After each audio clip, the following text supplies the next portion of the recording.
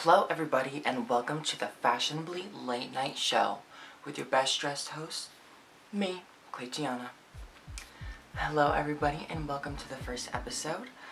So, 2020 was a little bit interesting. Overall, it's been said it's a bad year. Cursed a little bit. We got the pandemic and then we got like the racial epidemic.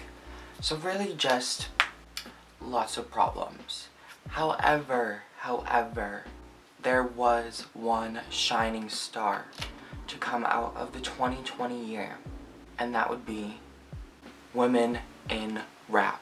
Absolutely game changing. This year we really saw an increase in women in rap. 2019 was actually a really good year for female rap as well. Of course, Nicki, she helps on a few tracks. She's always in the industry, she's always there, she's always present, she's always doing her thing, she's always working it. We're gonna be honest, she doesn't disappoint. She always keeps us fed and, full. So Nicki does her thing, but we really saw a surgence with even Lizzo, and Cardi was just coming off of her recent album, so there was definitely that presence. Lizzo had numerous hits. She had her banger, Truth Hurts, which was a rap pop kind of influenced song, and went #1. And then we also had seasoned artists like Ariana Grande try out her attempt at hip-hop, and that carried over into 2020. Her hit, Seven Rings, massive hit, went #1. So I wouldn't say it came out of nowhere. Like, we knew she was coming. I take that back. We knew she was coming. But 2020, in terms of women rapping, we got what we needed. So let's start out with history being served. 2020, not to say anything controversial, but the queen of rap got her first #1 song and her second #1 song. So her first #1 song, the Doja Cat Say So remix, Nicki hopped on, peaked at Billboard #1. Nicki got her first #1. Iconic moment. And then the unfortunate collab, the disappointing collaboration. We had hoped better, but Nicki did collab with ex-convict 6ix9ine. And I'm gonna be honest, her verse is insane. It was so good. Anyway, so that was a great victory for the Barbs in this case. However, we also saw the continuing surgence of the newcomers. So we've seen so many women coming up in the rap industry. Most notably, we've seen Megan Thee Stallion, Doja Cat, Rico Nasty, and even the City Girls are like popping off. Not only did the queen of rap get her first #1, but then we got two upcoming women rappers claiming their #1s too, and one of them getting 2 #1s. Hello? First off, we need to start out with Doja Cat. Doja Cat was introduced in 2019 with her various hits such as Candy, Tia Tamera, and Juicy. So she popped off in 2019, but 2020 she stuck the landing. She's here to stay. Her most notable hit off of her sophomore album, Hot Pink, was Say So. To put it shortly, Say So was a cultural reset. The song is a fusion of rap, disco, and pop, and it is just good. Not only did this kind of start the trend towards that 70s, 80s revival, that disco dance revival, but it also really helped lead the 2020 women's rap revolution. Doja broke onto the scene. Let's not say she broke onto the scene. She was already there. She was present. She had already taken her attendance, and she hit it out of the park. She dropped her music video, went super well. Then we got the Nicki remix. Now, I already talked about this, but the song went #1. Doja got her first #1. Afterwards, the remix version, wasn't it didn't chart, like it was just the original version. But I mean, hey, it says the staying power of Doja Cat, which is like her song, you know. Doja also had the lead single off of the Harley Quinn album, Birds of Prey, is that what it's called? Something like that. Boss Bitch. Very excellent. Additionally, she had the collab with Gucci Mane, Like That. It wasn't like a huge hit, but you know it. I know you know it, girl. I know you know that song. Doja had a good year, to say the least. Not only that, but bitch brought it in the performances. Too many to count. Every single performance.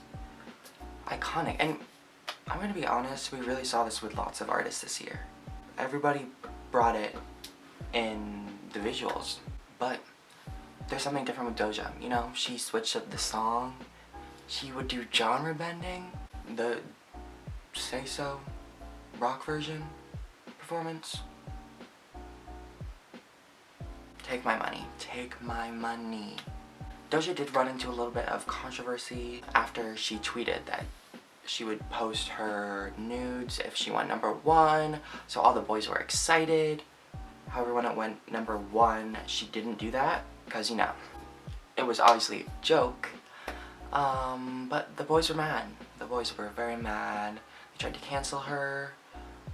She didn't get canceled, luckily. She was canceled later on the same year for just saying some anti-black statements. This was a little bit confusing because Doja Cat is black, she's mixed, but she did get canceled for saying anti-black stuff. She since apologized. I will not be speaking on that because it is not my apology to accept, and you have to mind your own business, you know? But yeah, she did say some problematic things, but that's not what we're focusing on here today. I think it's time to talk about Megan Thee Stallion. Megan Thee Stallion, going into 2020, it was looking like it was going to be Doja's year. Then Megan Thee Stallion blew the fuck up. There's no other way to put it. One of the main reasons for all these female rappers blowing up was the resurgence of TikTok. We really saw it starting to come back in the summer of 2019, one of the peaks of TikTok. I was there. Were you? I don't know. I mean, in all honesty, we know that the Barbs are running TikTok. They choose the sounds, they choose the songs, and everybody's using Megan songs, Doja songs, and Nicki songs. Like, that's how it is. That's how it is. That was TikTok 2020. That definitely has to do with the takeover, would be TikTok, because it was bitches choosing the sounds they wanted, and they chose the girls. It's that straightforward. They chose the girls. They wanted the girls. Megan Thee Stallion. Megan Thee Stallion. Great year. This woman released an EP and her debut album. Let's start with the EP. Let's continue in consequential order. BITCH was one of the first songs released. Wasn't a hit. Like, the girls love it, but you know, it did its thing, and that's all that matters. But after that, we got the EP Sugar, which had notable songs such as Savage, Captain Hook, and many others, but those were the big hits. Things started to pick up for Miss Megan when the Savage Dance started. The Savage Dance blew up, and this was right around like COVID time, so everybody was like, I'm gonna film a TikTok dance, it's gonna be so good. And then everybody started loving Megan. Really, the game changer. The remix with Beyonce, the Savage remix, game changing. Both women from Houston, Texas, baby, teaming up for one of the collabs of the year. They served real hard. This song went #1. No one's surprised. No one is surprised about that. It was a fundraiser for, I think it was just like those financially struggling with COVID, and they did that. And they didn't even do a music video for it together, and it went #1, so Did the other girls do that? No. Did the other guys do that? No. Did the other people do that? No. So then Megan, she did not stop there. She did not stop there. She decided that she was doing her debut album, and she came out with some songs. First off, let's talk Girls in the Hood. Sampling Boys in the Hood by Eazy-E, I think. That was a big TikTok song. There were lots of transition videos to it. So keeping up with her trend of taking over TikTok, really. So that was a quick little moment. It wasn't as big as Savage, but it was still like pretty decent size. And then WAP. Every bitch knows WAP. Everybody knows WAP. WAP was that song. It's a classic. WAP is one of those moments in history where you're just like, wow, I'm so glad I experienced that. It truly is a point that we will look back on and say that is one of the biggest turning factors for woman sexual liberation. Like, this is the first like mainstream song where it's women talking about their vajayjays and how wet they are. And let me just say, love this song. It's iconic bop. Cardi did her thing. Cardi did deliver.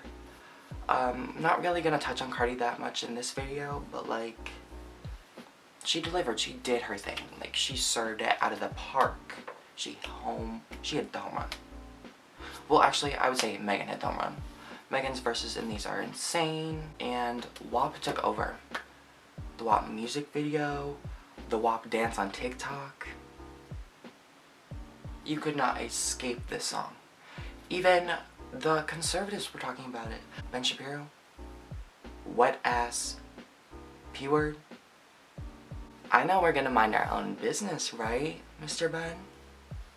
We're gonna do that next time? I sure hope so. And, of course, she did not stop there. Miss Megan kept going. She released her song, Don't Stop, featuring Young Thug with the music video. Great music video, great song. And she also dropped her album. I think it peaked on number 2 on Billboard. The hit song Body also came out of it. Body, at the time of this video, she's doing her thing. She's staying up on the charts. This is the second Megan solo song to do so well on the charts. So it's really telling of her talent, her longevity, her skills in rap. She does her thing. She delivered. And she delivered throughout the entire album. So, but there is a definite correlation between the return of TikTok. Everybody going to TikTok during the pandemic when they're bored, and these up-and-coming women rappers leading the game. If you go on TikTok, it's like only. Like, they run the show. These women rappers entertained us during the pandemic. That is why they got so much buzz. They were entertaining. I mean, if you think about what Doja and Megan are doing compared to other people in the game, babe, it's not much. What are the boys doing? Ed Sheeran? He couldn't pull this off. No. We really haven't seen a ton of interesting stuff this year from the fellas. Is that why female rap took over? I don't know. 2021 will hopefully be a better year. But not just better in terms of like COVID getting better and the vaccinations and all that. And maybe like Joe Biden becoming president. I think that'll be great. That'll be really good. That'll be good for the country. But we're still continuing this. Megan and Doja are just gonna get bigger. Let me tell you how excited I am about the next Doja Cat album. Did you hear her verse on Ariana Grande's Motive? It's good. I'm excited. This is an interesting time. I talked about this a little bit earlier, but we are witnessing the women's sexual liberation movement continue. Like, we saw it with Madonna. We saw it with, let's give her credit, Cupcake, Deep Throat. We see her. We know that she's the reason why popping your pussy is popular. You know? What the fuck was I talking about? Oh yeah, the women's sexual liberation movement. We saw it with Ariana. Ariana loves, you know what I'm saying. I don't need to finish the sentence. You heard side to side. 2020, we're just rolling with it. Everybody's at home. Everybody's a little bit needy, if you know what I'm saying. And the women delivered. They gave everybody the bops that they needed to shake their ass to during these sad times, and I'm sorry, they outshone everybody. Yeah, and as award season is approaching, I mean, they're getting the recognition they deserve. We're also seeing Doja get some nominations. Hello, love it. Beyonce got some nominations with Megan. Didn't see any WAP nominations, so that's a little bit sad because that was just such a staple song of 2020, but I guess it's a little bit too explicit for the critics. 2020 was not only the year of a pandemic, of all this injustice that is finally coming to the surface in regards to racial inequality and just issues that people of color are facing, but it was also the year of women taking over the rap game. Just my opinion. So I really hope you guys enjoyed the first ever The Fashionably Late Night Show with your best dressed host, me, Claytiana. If you have any topic ideas or anything you want me to talk about or discuss or rant, you know where to put it. Leave it in the comment section below. I'll read it, I'll respond, and I'll talk about it, you know? So I hope you enjoyed. Make sure to leave a like, subscribe if you aren't already, and I'll see you later. And don't forget, I'd rather be fashionable than be on time.